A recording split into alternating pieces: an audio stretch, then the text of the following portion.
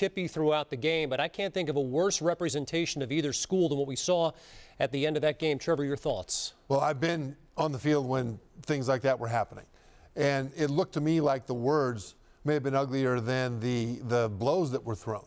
As that thing started to develop out to the right flank from the Tulsa perspective, they were talking, and then all of a sudden, guys just went nuts on the Tulsa side, and somebody looked like a coach or an assistant of some sort on Tulsa. Now watch the bottom of the screen. Just went after a Mississippi State guy, and that's when the whole thing broke loose. Now, there's no excuse for that, but I'll tell you what, things get really, really ugly in a situation like that, and emotions get high. Now, having said that, I will tell you this about football. I hear a lot that people say that football players are just, on the edge of committing this kind of stuff, right? They're not.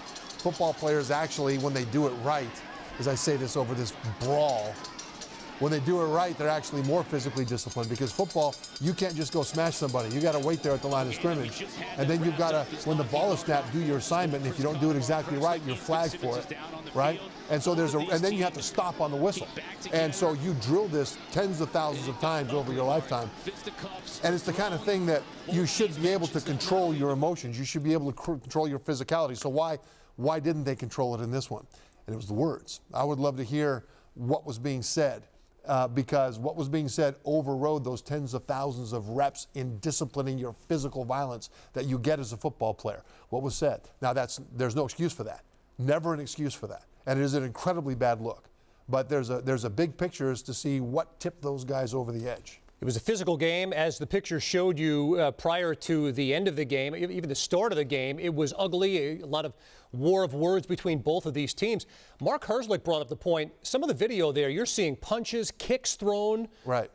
That there's the potential for criminal charges to be filed. I mean, is that something that registered to you as you're watching that play out? It's very possible. I have seen some things happen in a football brawl that I thought should have law enforcement involved, because it's not football. Just because you're wearing a football uniform does not mean that you should be able to do anything you want. That's not true. And when you have these kinds of bench clearing situations, usually it's football related in terms of the way the violence is expressed. It's pushes, it's driving into somebody, it's headbutting somebody, football related things. When you start throwing haymakers at people, when you are kicking people, especially when they have their helmet off or when they're on the ground, that kind of a thing, you swing a helmet. It transitions from this is football being extended where it's not supposed to go to this is not football. This is criminal. And it'll be interesting to see what they do. I would have to look at that tape again to see if I would say this is one of those situations.